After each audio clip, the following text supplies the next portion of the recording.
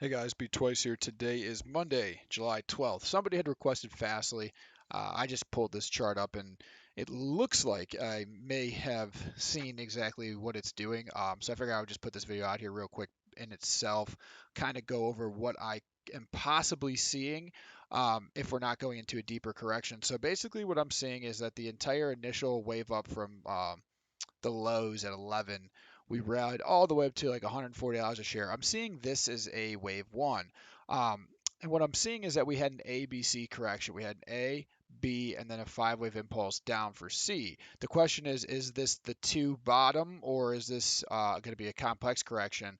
It's kind of hard seeing this company go much lower unless a lot more terrible news comes out.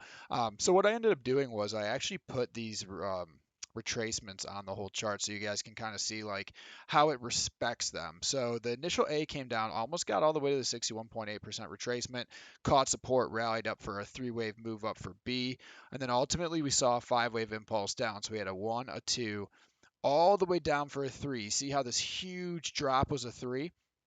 So we pulled an impulse down for our three, which also caught support at the 61.8% retracement.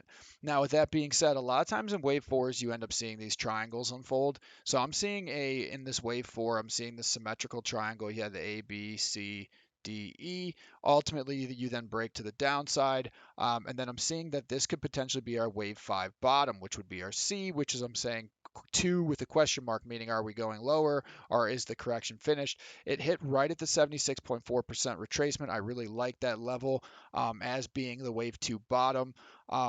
Yes, it could go down to the 85.4%. It could go all the way down to $12 a share and still be valid, but I don't think I'm seeing that. So let's dive into the hourly now to go over this a little bit better.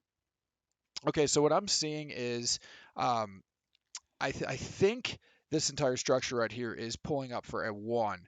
Um, Now, with that being said, what I would like to see happen is I do think that this whole area right here could be a dip buy zone. I do think that we popped up for a one and we're in the process of pulling back for a two, but ultimately Fast is going to need some good news, I believe, or some good earnings or something to help throw it out of correction mode and to validate this count. But ultimately, what I'm seeing is that we pulled back for an A, we popped up for a B. I think no matter what, we're going to see some more downside here, taking us lower. If we're not seeing a very shallow two here, but I do think we're going to have a little bit more downside. Might take us back down to 48 or so. In that range, if you're aggressive and you really like Fastly, you could buy that dip there. From there, I see us popping up somewhere into the range of maybe $60 a share and then ultimately pulling back for another wave two. Me, because I'm not somebody who's like I mean I really don't know a lot about Fastly, so I'm not gonna say I'm high on them, but I'm not low on them. Like I don't really dislike Fastly. What I would like to see for me to buy this dip is I'd like to see it catch support right here at this 48 to 50 range. I'd like to see it rally up like I think it will, and then I'll be looking for this dip. And the reason I'm saying all that is because then I can say, hey, it's a higher probability bet on my part to buy in here, looking for this wave three price target of 80, than buying here and trying to buy a leap looking for $90 a share. Because if this is a true white wave one pulling back for a white wave two, it may take a year to unfold. It might take a couple months, who knows? But ultimately, the price target for the white wave three would then end up being $90 a share. Now, mind you, there are earnings coming up. So, with that being said, maybe that's what's going to launch this thing into this wave three and take it up to 90 a share. I mean, it's anybody's guess. But at this point, I do prefer this bull count versus saying that this down here is a W and that this is an X, because that would put Y all the way back down at the freaking, God knows, $10 a share or something like that. I really don't think that this is going to go that low.